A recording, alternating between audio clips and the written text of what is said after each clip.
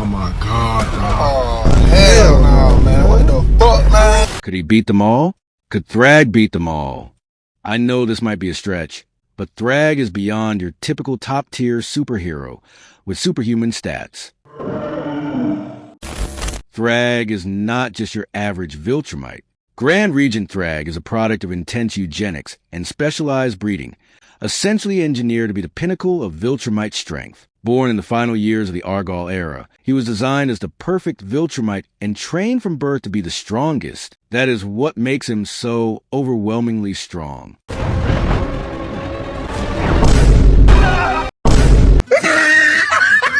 Thragg is far beyond whatever Omni-Man or Conquest is capable of. Now the question is, could Thragg overpower Superman, Hulk, Thor, All Might, and Saitama? Now we're dealing with the strongest Viltrumite, going up against these heroes in their base forms. And you know some of these heroes have been occasionally compared to the likes of Omni-Man, Conquest, and Battle Beast. And by battle analysis and power ranking, they could barely contain them or win on high difficulty, depending on the circumstances of the fight. From the very beginning, Thragg wasn't just raised, he was crafted, bred for unmatched power and durability, then pushed through brutal, relentless training. Every moment of his life shaped him into a living weapon. His purpose was clear: to lead, to dominate, and to stand above all Viltrumites. Over thousands of years, that design paid off, turning him into a near unstoppable force, far beyond even the strongest of his kind.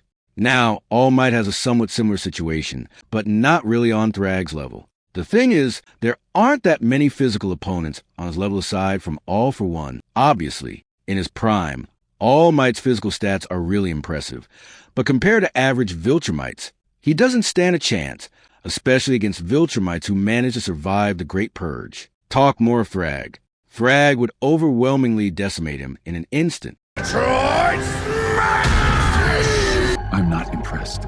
If you enjoy this kind of content, make sure to hit subscribe and join the community.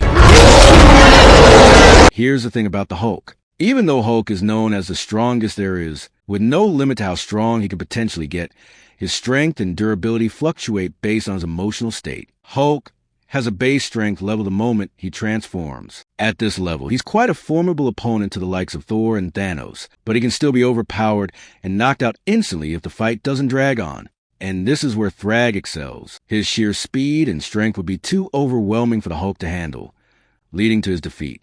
The only way Hulk wins this, which is less likely, is if somehow he's able to hold his own long enough to get stronger and eventually overpower Thragg. Now Superman going up against Thragg is more likely to turn out the way it did with Nolan. I know most of you might disagree with this, and I don't blame you. I mean, this is Superman we're talking about. He's basically the superhero that comes to mind when one thinks of a being with superhuman stats. But if we're being factual here, his base strength level isn't way above Nolan or Conquest. So I don't think he would be able to do that much damage to Thragg, seeing that Nolan couldn't even handle Thragg when he wasn't even trying. And we all witnessed what happened when he went for the kill. This could potentially be the outcome of this fight. I'm not saying Thragg is generally physically superior, but I think Superman would have to go beyond his base strength level or even get some solar boost in the sun before he can match and surpass Thragg. I mean, he's got the potential to. Thor is a god. He's literally one of the most physically strongest Norse gods known to mankind. He's very strong and durable at his base level. The thing is, he still operates within Omni-Man, base Hulk, base Superman, and Conquest level in terms of physical strength and durability. Thragg is just built different right from the start. The only thing Thor has going for him is his lightning. He might be able to land a good hit and cause damage depending on how potent the lightning is, just like he did to the Void. Aside from that, I don't see how Thor could match Thragg's speed and strength unless he gets some magical boost. Saitama is the only wild card here, as we don't really know the limits of his strength, with how he ends every fight with one punch. Saitama is too durable and strong, beyond every limit. No matter how strong Thragg is, I doubt he would be able to overpower Saitama, seeing that he casually plays around with world-ending villains, and when he eventually gets serious, he ends a fight instantly. I know most might disagree with me on this. I won't blame you for that.